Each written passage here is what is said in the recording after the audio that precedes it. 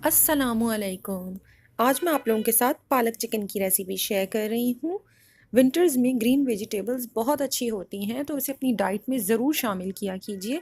उमूमन बच्चे पालक को अवॉइड करते हैं, तो आप इस तरह से उन्हें चिकन के साथ बना कर दें, वो ज़रूर पसंद करेंगे। तो आइए शुरू करते हैं। इस रेसिपी के लिए मैंने आधा किलो पालक ली है और इसे अच्छी तरह से साफ़ करके इसकी स्टेम्स को रिमूव किया है। और अब मैंने एक पैन में पानी को बॉईल किया। पानी बॉईल होने के बाद इसके अंदर आप तमाम पालक शामिल कर दीजिए और इसे अब 5 मिनट के लिए बॉईल होने दें। जब तक पालक बॉईल होती है, एक अलहदा प्याले के अंदर थोड़ा ठंडा पानी ले लीजिए या फिर नॉर्मल टैप वाटर, क्योंकि विंटर्स में टैप वाटर भी काफ़ी ठंडा होता है। पालक 5 मिनट के बाद बॉइलिंग वाटर से निकाल कर डायरेक्ट उस पानी में डाल दीजिए, ताकि इसकी ओवर कुकिंग ना हो और इसका कलर ख़राब ना हो। पालक को चंद मिनट के लिए पानी में छोड़ दें। इसके बाद ब्लेंडर लें और इसका अब हमें मसाला तैयार करना है। सबसे पहले मैंने इसके अंदर पालक शामिल की है। साथ ही इसमें शामिल कर दीजिए 6 दरमियानी हरी मिर्च, 1 गड्डी हरा धनिया। तमाम चीज़ों को बहुत अच्छी तरह से पीस कर इसका फाइन पेस्ट बना लीजिए।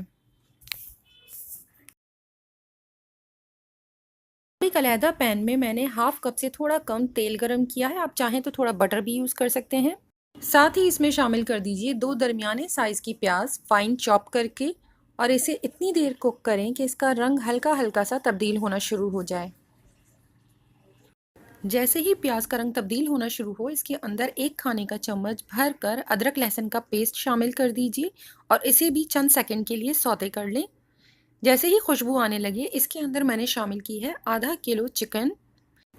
आप इसे 3 पाव तक भी ले सकते हैं, और अगर बोनलेस चिकन का इस्तेमाल कर रहे हैं तो तकरीबन 1 किलो बोनलेस चिकन इस रेसिपी के लिए काफ़ी होगी।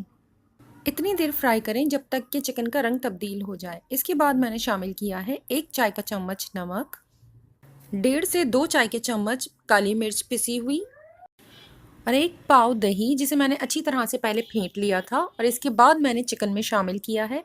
तमाम चीज़ों को अच्छी तरह से मिक्स करने के बाद इसे कवर कर कर कुक करना है। मैंने इसमें पिसी हुई काली मिर्च का इस्तेमाल किया है। अगर आप चाहें तो इसमें फ्रेशली क्रश्ड ब्लैक पेपर का भी इस्तेमाल कर सकते हैं।